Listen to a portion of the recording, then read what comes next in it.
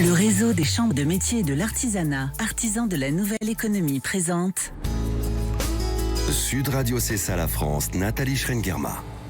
Bonjour à tous et bienvenue dans C'est ça la France, l'émission du savoir-faire français. Les vacances d'été sont souvent l'occasion de passer plus de temps en famille. Mais comment occuper les enfants autrement qu'avec une tablette ou un téléphone ?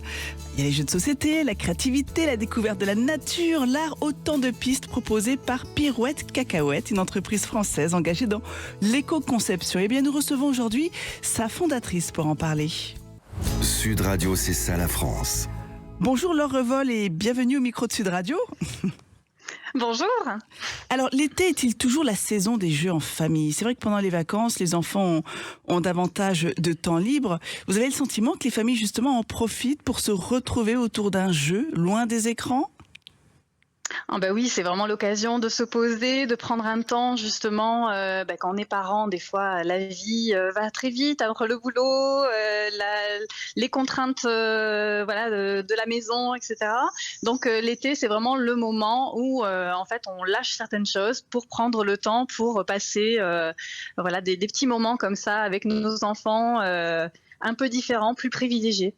C'est ça, les parents sont aujourd'hui peut-être toujours en quête de ces moments de déconnexion partagée. Oui. Ouais, c'est vraiment l'occasion de la rencontre aussi. Des jeux comme ça, se rencontrer, échanger sur des sujets qu'on n'a pas l'habitude d'aborder à d'autres moments. Et donc voilà, c'est des moments, il faut sauter sur ces occasions pour les vivre en famille. Alors il y a plein de jeux de société qu'on connaît depuis toujours, depuis l'enfance.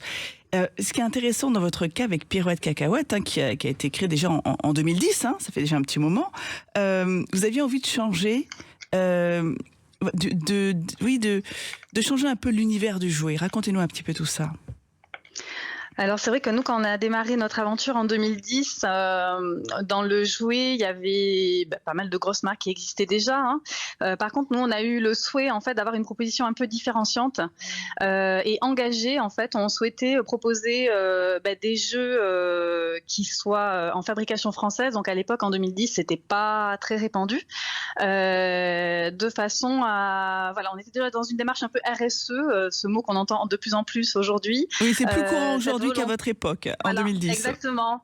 Avec ce désir, fabrication locale, éco-conception, c'est-à-dire choisir des matériaux qui soient respectueux de la planète, de l'environnement, et également avec une dimension d'inclusion dans notre projet, où en fait, de suite, on s'est rapproché de partenaires en fait qui encadrent des personnes en situation de handicap et qui eux-mêmes vont du coup conditionner nos jeux. Et nous, dans notre équipe actuellement, on a embauché cette année une première personne en situation de handicap, donc on a de l'inclusion directement dans notre équipe. Donc ces trois valeurs étaient vraiment très importantes pour nous dès le début, et on souhaitait proposer des jeux créatifs qui permettent aux enfants d'apprendre à fabriquer des petites choses comme ça avec ses mains, et aussi de découvrir des choses sur la nature, s'éveiller à ce qui nous entoure, et puis en apprendre plus sur ce qui nous entoure, toutes les petites bêtes, les espèces d'arbres, et avec des matériaux éco-conçus. En fait, c'était un vrai défi parce que finalement, l'idée première, c'était vraiment de créer des jeux recyclables. Vous l'avez dit, un objectif zéro déchet. Et en même temps, il ne faut pas renoncer à l'objectif premier du jeu, c'est passer un bon moment ensemble. Faut c'est le plaisir de jouer. Oui, le plaisir de jouer, et puis aussi ce qui est important pour nous aussi, c'est l'esthétique du jeu. Oui. Parce qu'en fait, l'esthétique, elle va nous faire entrer dans un univers. Donc en fait, on aime bien rajouter une esthétique assez poétique à nos jeux, de façon à justement se déconnecter aussi de certaines choses de notre quotidien et de pouvoir rentrer dans un univers poétique qui nous fait rêver, dans un imaginaire aussi. Développer l'imaginaire des enfants, c'est quelque chose qui nous tenait à cœur, et je pense que ça vient aussi d'expériences personnelles où je pense qu'on a un peu tous un souvenir d'un jeu ou un ou deux jeux des images en fait qui nous ont marqués. Dans des jeux qu'on a pu pratiquer étant enfant, et qui à l'époque étaient un peu mystérieuses, un peu... Oui. Et du coup, ça, je pense, c'est quelque chose c'était une volonté vraiment de pouvoir faire vivre cette expérience à des enfants avec des univers qu'on aurait créés. Voilà. C'est vrai que dans vos créations, il y a le jeu, mais il y a la nature, vous l'avez dit, la découverte, l'imagination, oui. Cette volonté aussi de nous déconnecter complètement. comment ça se passe concrètement? Vos jeux, ils sont fabriqués en France. Ça, c'est important de le dire aussi, parce que vous citiez tout à l'heure des grandes marques qu'on connaît tous, qui font partie du quotidien de beaucoup d'auditeurs, mais ces marques-là sont rarement fabriquées sur le territoire. Alors vous, il y a une volonté aussi de faire vivre le territoire. Expliquez-nous justement, vous êtes une équipe de combien aujourd'hui? Vous êtes installé où exactement? Et c'est quoi le process de fabrication d'un jeu chez Pirouette Cacahuète? Ok, donc aujourd'hui, en fait, on est une équipe de 6 personnes. On est installé dans la ville de Brive-la-Gaillarde, donc au centre de la France. Aujourd'hui, on a donc 130 références à notre catalogue et sur ces 130 références, on a une soixantaine de références qui est fabriquée à moins de 10 km de chez nous. Donc du coup on a vraiment sourcé, on est vraiment dans une démarche de sourcing de partenaires fabricants qui soient le plus proche de nos bureaux, en fait, de nos locaux. Nous en interne, en fait, on fait tout ce qui est conditionnement des jeux, donc c'est-à-dire qu'on va recevoir tous les éléments d'un jeu et on va s'occuper de mettre tous ces éléments dans la boîte du jeu ou dans le packaging dans nos locaux. Mais par contre, tous ces éléments ont été fabriqués chez des partenaires qui sont le plus proche possible de chez nous. Au plus loin, on est, je crois, à 500 km. Et ça a été compliqué de trouver justement ces fabricants, notamment en vous lançant dans cette aventure, en allant les voir. Voilà, nous, on veut créer un jeu. On a un univers qui sera un petit peu à part. On le pense très poétique. On veut se distinguer de ce qui existe déjà, en sachant que le marché du jeu était déjà assez embouteillé. Ça n'a pas été trop compliqué d'aller justement trouver des fabricants qui vous ont fait confiance dès le départ? Alors, en fait, je pense que quand on croit à un projet, on arrive à communiquer. On a une force de communication qui est plus forte. C'est vrai que nous, en fait, c'est parti vraiment de conviction personnelle, c'est-à-dire ce désir en fait de jeu fabriqué en France. Donc, on a vraiment cette volonté de développement aussi économique en local, c'est-à-dire que quand on choisit d'acheter un jeu ou quelque chose, un produit qui est fabriqué dans une zone géographique non lointaine, on va dire, proche, du coup, on est acteur de notre économie. Donc, c'est aussi quelque chose qui était important pour nous, de nous dire, nous, on a envie d'être acteur de cette économie, et c'est quelque chose qu'on a réussi à communiquer à nos partenaires, qui forcément étaient sensibles à ça, parce que l'économie, c'est aussi eux. Bien sûr. Et donc, du coup, en fait, je pense qu'on était tellement convaincus de notre projet qu'on a réussi à convertir des partenaires assez facilement, en fait. Et puis, je pense que c'est un projet aussi assez original. Donc, en fait, nos partenaires, ils ont l'habitude de travailler avec plein de clients, mais qui ont des produits plus d'imprimerie classique, journaux, flyers, voilà. Et là, ils sortaient un petit peu de leur zone de confort, ils étaient sur quelque chose de peut-être plus excitant, plus sexy. C'est ça, ouais, c'est marrant parce qu'on a quand même des jeux, on a développé un jeu avec la Tour Eiffel qui est vendu dans les boutiques officielles. Du coup, notre fournisseur à Brive qui fabrique les Tours Eiffel, il sait que c'est vendu à la Tour Eiffel. Du coup, c'est marrant, quoi. Ça a c'est motivant pour les équipes aussi de se dire, ce produit-là, je l'ai entre mes mains et en fait, il va terminer à tel endroit, quoi. Et il y a toujours cette volonté chez vous d'apprendre quelque chose. À travers le jeu, on va apprendre. Et il y a une nouveauté cette année, c'est que vous nous emmenez chez Claude Monet, dans le jardin de Claude Monet, en partenariat avec l'Académie des Beaux-Arts. On va se quitter un court instant, puis on en parle juste après avec vous, Laure Revol. Le réseau des chambres de métiers et de l'artisanat, artisans de la nouvelle économie, présente Sud Radio C'est ça la France, Nathalie Schrengerma. Nous voilà de retour dans C'est ça la France, l'émission du savoir-faire français sur Sud Radio, et on parle vacances et jeux de société. Attention, pas n'importe lesquels, des jeux de société fabriqués sur le territoire à Brive-la-Gaillarde, et on en parle avec Laure Revol de Pirouette Cacahuète, fondatrice de Pirouette Cacahuète.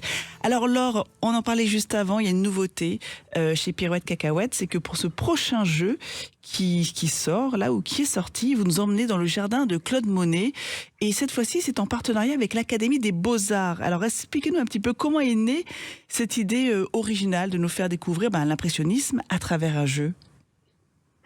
Alors l'idée est venue d'une rencontre, c'est souvent ça. Donc notre rencontre avec Clara de l'Académie des Beaux-Arts, qui avait la volonté en fait de pouvoir proposer en fait des jeux justement qui étaient développés dans une démarche durable. Ah, on vous a perdu. Il y a un souci ? Laure ? Vous m'entendez ? Ah, on vous a perdu entre-temps. Ouais, très bien. C'est pas ce qui s'est passé. Eh ben, c'est pas grave. On va enlever ce petit passage-là. Je vous repose la question de comment est venu. Oui, bon, vous reposez la question. Voilà. De toute façon, ma question est gardée. C'est votre réponse qu'on va remplacer. Expliquez-nous justement, comment est venue cette idée. Vous parliez d'une rencontre. Allez-y. Oui, tout à fait. Cette idée, elle est venue en fait d'une rencontre. Ça démarre souvent comme ça, les idées. Donc la rencontre avec Clara, de l'Académie des Beaux-Arts, qui avait et l'équipe qui avait cette volonté en fait de proposer des jeux dans une démarche durable. Ces jeux, de les proposer à leurs clients visiteurs en fait des différents sites, musées, maisons du Giverny. Et donc du coup, on a travaillé ensemble ce projet-là. Et on est tombé d'accord sur ce jeu familial en fait, qui est un jeu de loi revisité, un jeu de parcours en fait. Où on va retrouver en fait plein d'éléments de la vie de Claude Monet et des impressionnistes, et qui permet en fait de découvrir plein de petits détails, c'est super sympa. Mais là aussi, il y a un défi parce que il faut réussir à faire découvrir un peintre comme Claude Monet à un enfant de 4 ans, de 6 ans, même de 10, 12 ans, tout en s'amusant. Oui. Alors, comment on fait pour justement essayer de garder l'essentiel et le rendre, intéressant pour qu'un enfant s'y intéresse, quoi? Alors, en fait, c'est tout simple. En fait, qu'est-ce qui nous intéresse en général? Ce sont des petites choses qu'on connaît de notre quotidien. Et en fait, c'est ce personnage, Claude Monet, en fait, c'était un homme, comme nous tous, et il avait un quotidien, il avait des passions, il avait plein de petites choses qui le touchaient. Et en fait, c'est pouvoir mettre en valeur, mettre en avant en fait ces petites choses. Par exemple, il était passionné d'automobile. Donc, dans notre jeu, il y a une case où il y a une illustration d'automobile, et notre jeu est accompagné d'un quiz. À chaque fois qu'on tombe sur une case, en fait, on va se voir poser une question, et en lien avec la case, donc là, on va découvrir, une petite anecdote par rapport à cette passion d'automobile de Claude Monet, qu'avec Claude Monet. Et en fait, l'idée, c'est d'aller récupérer dans la vie de la personne, en fait, tous ces petits éléments qui viennent nous toucher, nous aussi, qui viennent nous interpeller. Et c'est ça qui crée le lien, en fait. C'est presque comme, j'allais dire, par la petite histoire, par l'anecdote même, c'est ça? On arrive à capter justement les enfants. Et d'ailleurs, quand on était jeune, en tout cas, en ce qui me concerne, c'est vrai que mes meilleurs profs d'histoire géo, c'est ceux qui nous captaient aussi par les anecdotes. Donc du coup, on rentrait davantage dans le cours que d'avoir quelque chose de très théorique. Et puis au final, en fait, on se rend compte, en développant des jeux, que souvent, nous, on aime bien en fait que nos jeux aussi, ils aient un intérêt pour les adultes, parce qu'en fait, mine de rien, nous, ce qu'on souhaite, c'est que en fait, toute génération puisse jouer ensemble, qui est vraiment cette expérience de temps partagé, intergénérationnel. Et donc, on a cette petite attention aussi à faire en sorte que cette anecdote, elle va aussi nous intéresser à nous en tant qu'adultes. Et en fait, très souvent, en fait, il y a plein de choses qui peuvent intéresser enfants, adultes, en fait, en développant des jeux. Faut que ce soit transgénérationnel à chaque fois. Ouais, exactement. Ouais. Dernière petite question, Laure, face aux écrans, alors justement, on entend souvent que les écrans prennent une place énorme dans les quotidiens des enfants. On le voit d'ailleurs dans nos quotidiens. Est-ce que vous êtes optimiste sur l'avenir du jeu de société et des activités créatives? Alors oui. Parce que très optimiste. Non, mais parce que en fait, les écrans sont très récents. Donc c'est vrai qu'ils nous envahissent pas mal, mais en fait, intrinsèquement, en fait, l'humain, il a besoin physiquement en fait de quelque chose de la matière en fait. Donc du coup, je pense que sans cette matière, en fait, on s'accomplit pas. Donc en fait, on a vraiment besoin de ça. Donc en fait, je pense que à un moment donné, forcément, on y revient. On quitte le monde virtuel pour un jeu plus classique, oui. quoi. Ouais, je pense que c'est vraiment un besoin intrinsèque qui est inscrit en nous, quoi. D'avoir besoin de même la nature, de s'immerger dans la nature, voilà. Que 100% écran, on sera malheureux, quoi. Donc non, mais du coup, pour retrouver le bonheur, l'écran, de toute façon, c'est un outil aujourd'hui qui est indispensable et c'est un super outil, clairement. C'est quand même génial. Après, voilà, je pense que le bonheur, il est dans la diversité, en fait, et que ce soit dans tous les domaines. C'est le domaine du jeu, la diversité. Dans la nature, il faut de la diversité. Dans tout, en fait, il faut de la diversité. Dans nos relations, la diversité. Et à partir du moment où il y a de la diversité, c'est là qu'on trouve, qu'on touche le bonheur, je pense. Merci beaucoup, Laure Revol. On va se quitter avec ces derniers mots et on ne peut que inciter les parents à continuer à mettre ces jeux au centre des vacances, voilà, pour se retrouver tous ensemble et jouer, et notamment quand on a affaire à des jeux qui sont fabriqués en plus sur le territoire, qui sont créatifs, tout en étant pédagogiques, tout en gardant toujours cette part de... Voilà, il faut que ça reste ludique pour les enfants et c'est ce que vous avez réussi à faire avec Pirouette Cacahuète. Merci beaucoup, Laure Revol, d'avoir partagé avec nous justement votre belle aventure et cette belle entreprise et ce nouveau jeu pour cet été. Ce jeu, on vous emmène dans les jardins de Claude Monet. Merci à vous et bonne fin de journée. Merci à vous. Allez, il est temps d'aller se balader avec Thibaut, notre French Trotter. Sud Radio, c'est ça la France, avec Thibaut le French Trotter. Alors Thibaut, vous revenez de Saumur, où vous avez visité un atelier pas comme les autres. Et oui Nathalie, c'est un atelier ou plutôt une sorte de laboratoire où flotte l'odeur des matières nobles comme le collet de vachette. Le maître des lieux s'appelle Denis Chaperon, ancien bijoutier joaillier, il s'est reconverti dans le travail du cuir. Sa spécialité, créer des objets réalisés à partir d'une seule pièce de cuir, sans couture, sans colle ni rivet. Parmi ses premières inventions, il y a la bouclée, un porte-bouteille minimaliste qui a d'ailleurs donné son nom à l'atelier. Il nous raconte comment est née cette idée. La bouclée, c'est une belle rencontre. J'ai essayé de relever un défi économique et design, c'est-à-dire faire un produit accessible, populaire et en même temps élégant pour un produit noble qui était à l'époque le vin. Emmener une bouteille de vin sur un vélo, faire le lien entre le vin et le vélo. Et il fallait avoir une idée un peu astucieuse pour que ça ne coûte pas forcément trop cher et qu'en même temps que tout le monde puisse en profiter. Et je crois que j'ai réussi ce petit tour de force, c'est-à-dire un seul objet d'une seule pièce de cuir, sans couture, sans colle et sans rivet. Ça veut dire qu'on n'a pas les coûts de la main d'œuvre, mais on peut se permettre d'avoir un très beau matériel. C'est un très beau cuir tannage végétal pour donner une belle image de la bouteille qu'on va transporter dedans. Donc je suis content d'avoir réussi ce pari. Et ce premier objet que j'ai créé a vraiment très bien marché dès le début.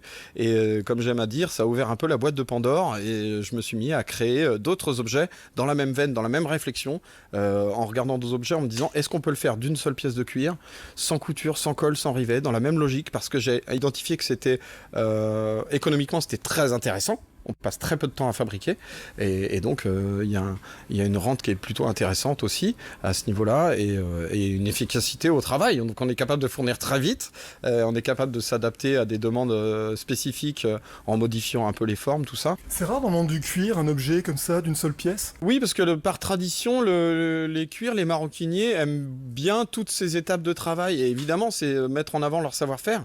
Donc la découpe de toutes ces petites pièces qu'ils vont assembler ensemble, ce travail de couture, que ce soit couture main ou couture machine, qui est vraiment joli, qui est vraiment beau, qui est vraiment satisfaisant quand on le fait, plus les teintures tranches, toutes ces étapes de finition. Bon, je retrouve un peu un parallèle avec la bijouterie, c'est-à-dire beaucoup d'étapes de fabrication pour arriver à un objet fini très beau. Et moi, en fait, n'étant pas du métier, j'ai fait fi un peu de toutes ces techniques en cherchant une autre manière de faire, en faisant des découpes très brutales. Quand je dis brutal, c'est d'un coup d'emporte-pièce et ne pas avoir d'étapes en plus et réussir à avoir un objet qui soit beau avec une simple découpe.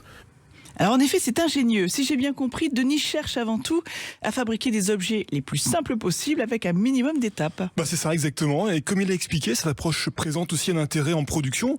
Une fois l'objet imaginé, il peut être reproduit en série tout en gardant une fabrication parfaitement maîtrisée. Si vous voulez, allons voir maintenant sa fameuse presse. Elle part dans les tours, c'est une machine qui, je crois, est un petit peu plus vieille que moi. Je vais avoir 46 ans dans quelques jours. Donc c'est des outils de l'industrie lourde, mais elle n'a qu'une seule fonction, monter et descendre, appuyer sur un emporte-pièce. Donc le matériau c'est quoi ? Alors le matériau c'est du cuir, là en l'occurrence c'est du collet, c'est du tannage végétal, donc ça vient de la vachette. Et moi je travaille beaucoup le cuir tannage végétal, parce que c'est un cuir qui est un peu plus robuste, qui est un peu plus solide, qui est un petit peu moins flexible, surtout dans ces épaisseurs-là. Et j'ai besoin de cette robustesse pour ma mécanique du cuir, la façon dont je vais entrelacer les éléments de cuir. Et là, on va appuyer juste dessus pour voir, vous allez voir.